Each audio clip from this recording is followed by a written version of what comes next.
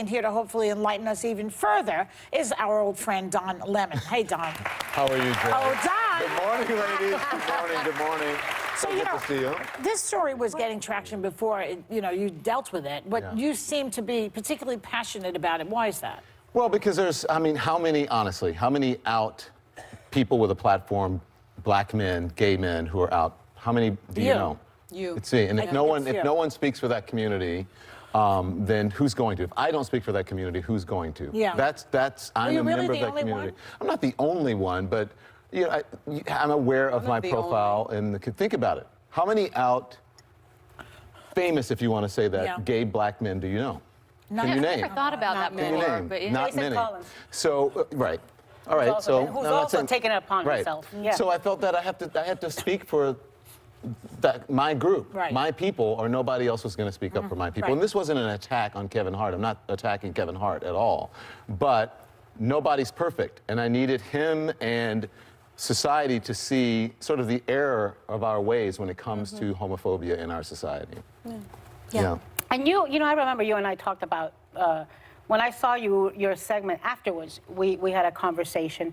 And look, it's a sensitive issue. One of the things you told me was, you were getting people telling you, don't come for the black man. Right. Don't, and I think that in minority communities, because it takes so much work for people to break through, there is this protection around our people. And we're seeing it, I think, with R. Kelly, and I think what you are doing, which is an issue that you also brought up, I think what you are doing is really important because you are going in places where it is too sensitive for others to go. But listen, but why thank you very bring much. Kelly into this conversation? Well, because that same segment, because that night he also talked about that, which is something that I think affects the black community. It is black girls who are being preyed upon. Terry by Crews this made guy. the same point in the show. I saw the show and Terry Crews was on, and he said, listen, it's not that it doesn't happen throughout the larger culture, but I can speak for the people, the black community, because it is my experience. Exactly. And so it's the same thing for homophobia in the black community. It's not that there isn't homophobia in the larger community, because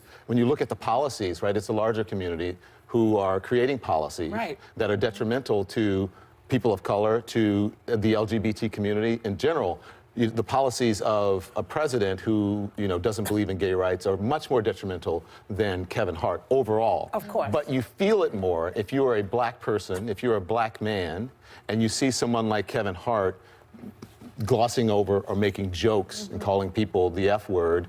It stings more because it's coming from what feels like family. But threatening violence is really the part that bothered me more than anything, was that he was going to beat the kid up if he thought he was gay. And I said that because you feel like as a person of color, our community is so targeted by bigotry and bias. You would think that our community would be an ally to another community that is oftentimes also so targeted by bigotry and bias. But, so you would think that's something, but it doesn't work that way, because even in the gay community, there's racism that we don't talk about. The gay community is not perfect when it comes to this issue either. No one is. No one is. Well, there's a lot of looksism. Right. But how did being African American affect how you came out, and did it? Well, you're a double minority, right? You feel that there's already one strike against you. You're being discriminated against because of your color, and then you try to hold the other thing in because you don't want to be discriminated against again. So I think it took me longer to come out publicly.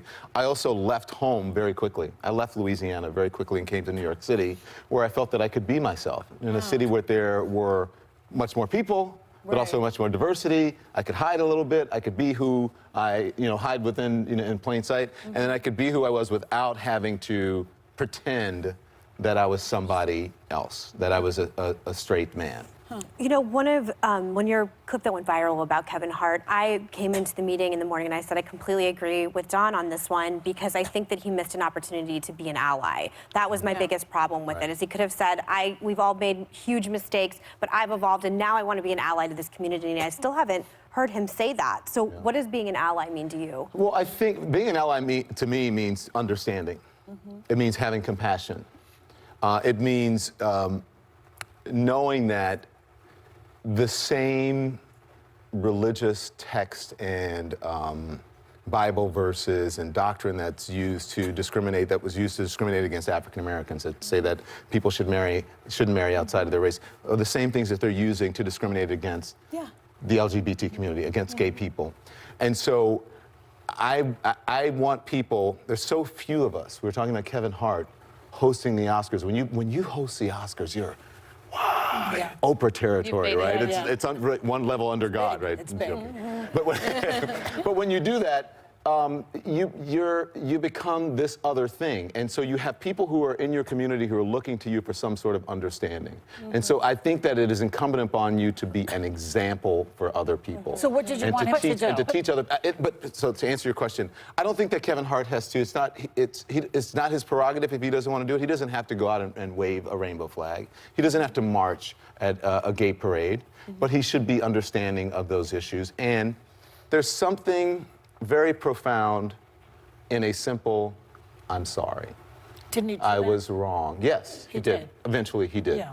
I'm sorry, I was wrong. And you don't have to give all of those other excuses about, I'm a victim in some way, insinuating that you're a victim. You don't have to do that. But again, afterwards, I spoke with Kevin. We spoke for a long time. We're still he's the one texting. We're that still called you. talking. He called reached me, out to and you. I mean, we had that That's conversation. great. Yeah, that's great. And he said, I think he got it because 2 days later he said, I'm sorry, I apologize. And he did it in his way, and I think we have to accept it. We can't bully people. If he doesn't want to be an ally for the gay community, that's his prerogative. That's exactly what I wanted to ask you, But because it is missing an opportunity, I think, sometimes. everyone at this table has said things that they've had to publicly apologize for. Right. And you've been in that position a Right. number of times. Some things you've said that are controversial that you've apologized for. Sometimes you don't apologize, that you stand by what you say. At what point do we say apology is genuine enough? And it's forgiven. Like, do you feel like when you apologize, it's always coming from a genuine place, or that a network's telling you to apologize? How does the public believe that? You can tell when someone's being authentic. You can tell when someone, you can feel, if I said something, Megan, I'm really sorry. I didn't mean to do that. And then you end it there. But if you say, look, I told you I'm sorry. You're like, well, wait, what does that mean? People are forgiving. People are do you understand what I'm saying? Yeah, You guys get what I'm saying? difference. There's a difference. And I think you have to weigh every opportunity. You have to weigh every situation. And sometimes you have to apologize as many times as it takes for people to understand that you're really sorry about it. It's always great to have you here. We love you so much. I love you guys Nice. so much. I love you so much. I'm with you, by the way. I lost my sister last year. You lost her dad. Thank and I you. think about you all the time, and I pray for your really family. kind. Yeah. Thank you. And thank you for being And an ally. also- We went to Thomas Roberts, our friend's wedding. I love Thomas Roberts. We did, and there's a 2012. photo of us where I look not sober. But yes, our friend Thomas Roberts. Thomas and Patrick, One yeah. of the best, him and his Yeah. husband. Okay. And I just want to say one last thing. You really came out at a time, you came out earlier Came out than a on lot my of people show on did. HLN. And it really was incredibly brave. Yeah. You're still brave. We disagree on a lot of things, but you are a brave man coming out and saying a lot of things a lot of people. Oh, thank you. Thank you. I miss you. Thank you. So I miss you on CNN, and I miss fighting with you like sister and brother every day, every day. And thanks to Don Lemon. Thank you, guys. You can see him every weeknight on CNN Tonight. We'll be right back. Thank you.